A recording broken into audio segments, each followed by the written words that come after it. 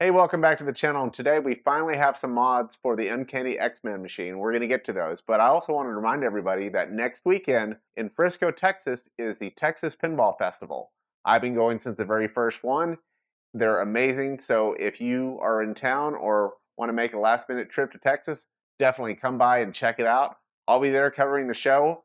I'll do a sneak peek video, and then I'll do a show video, and then also a special favorite that everyone likes is an interview with all the mod makers there with all the latest pinball mods and cool stuff related to the hobby.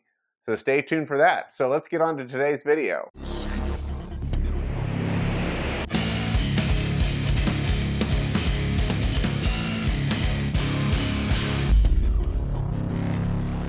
So I've been enjoying my X-Men for the last couple of months, especially with the new game code that just came out.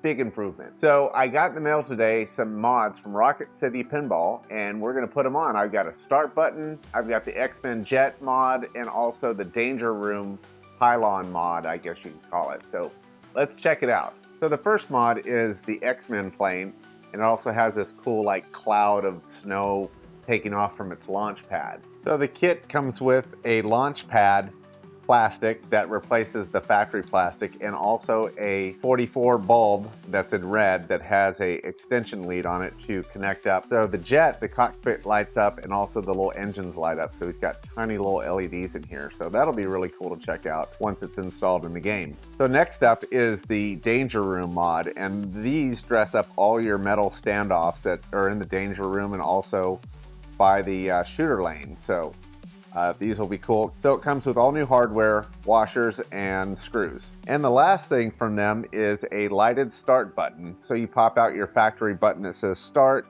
and just pop this in place. This is a very easy installation. So let's start installing everything. So to get the start button out, it's pretty simple. You just twist it counterclockwise about 1/8 of a turn, and it comes right out. And then what we need to do is squeeze these two little tabs, and the start button will pop right out of the front of the game. Actually, give it a little push with your finger from the back side, it'll come right out. Like so. Once you have your start button out, you'll see that there's a spring, and it just rests in that little chamber right there. So we'll just set that to the side, and then we're just going to remove the button cap from the front here. And it comes out just like that.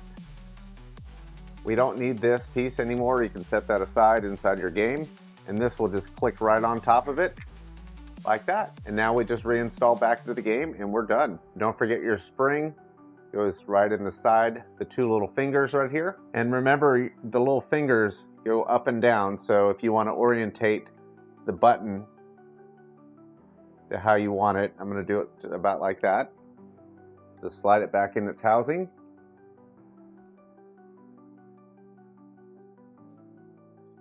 And push it in. And now we just take our LED light, it goes back in, and then just turn it to the right until it clicks, and we're done.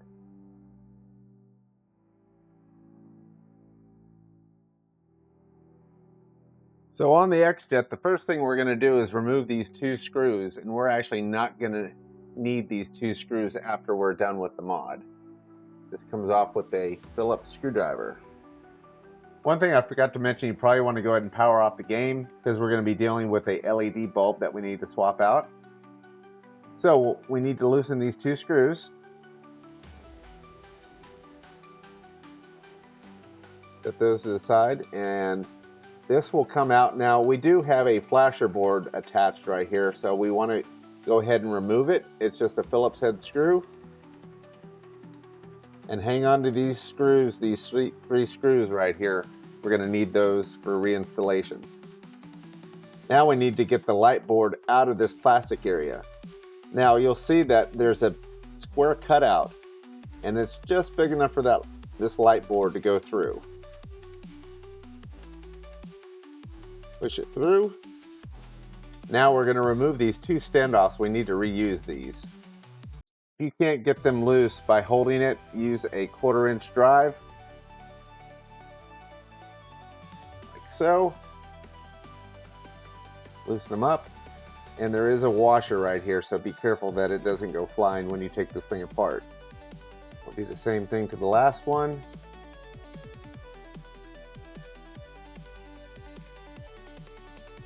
So at this point, you will not need these two plastics. So just set them in your coin box or whatever you want to do with them.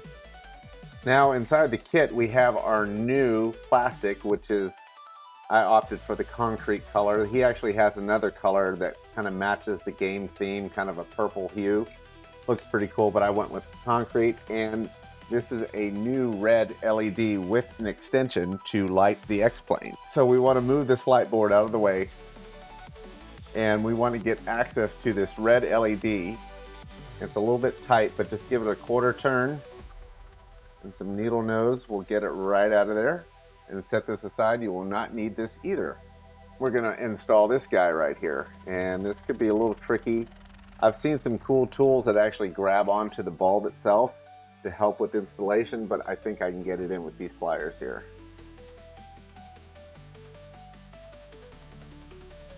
Get it started. There we go. And you want to aim that LED kind of towards the target right here, just so it lights up from underneath.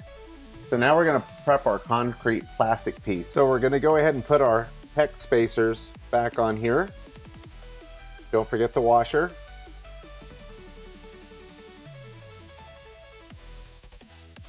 Those started.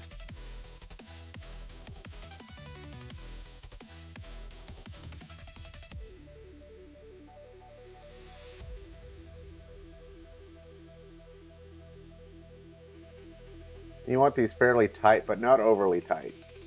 Just nice and snug. All right, now we can go ahead and route our light board to the back here, as well as our connector.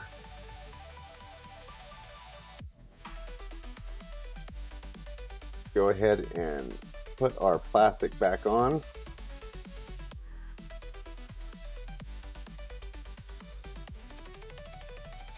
Another neat thing about how this mounts, there's holes built into this, and they just slide right over these standoffs right here. So that's how it's mounted to the game. Right here on the back side, kind of hard to see, but there's a flat spot for this LED flasher, and there's a screw hole right here. So what we're going to do is go ahead and screw this in. Going to go through our LED board and then into our new piece.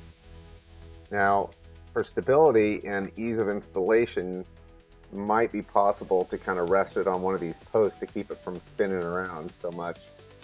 One thing I might suggest to do to make this a little easier is to go ahead and pre-thread the screw into the drilled hole here, so it's a little easier to get in there. That should make life a little easier to get this installed.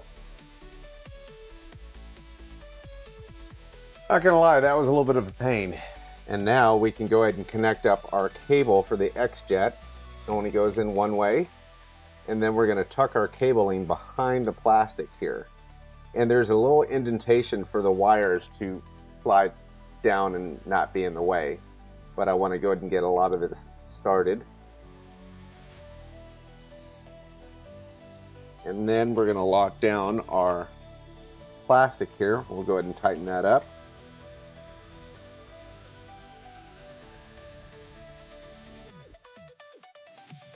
This just slides down over those two posts.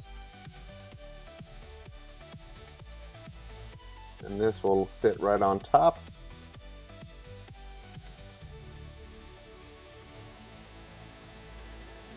And we'll just slide the wires back up underneath the plastic and we are done. There it is, all installed. You can kind of see the lights. There's also two lights right here. But yeah, it looks good. Looks a lot better than that flat plastic that was there. All right, let's move on to the Danger Room. Last mod is the Danger Room post upgrade. And you can see all the posts here, and it also comes with new black hardware. So they have a great guide on their website on how to install this stuff. So what I'd recommend doing is follow along to the guide, because he gives you step by step of where each size post and each screw goes. And also they recommend to lay out the parts just like they have in the picture on the website. So that's what I've done here. These posts are 3D printed really nicely. They don't even look 3D printed, but I think under the plastics they're going to look great. They're not really a feature thing, but they're just something you notice when you're playing the game. It dresses it up quite a bit. And we have all of our new black hardware. So I'm going to go ahead and throw this on a time lapse, and you can watch me install all this stuff and see the final result.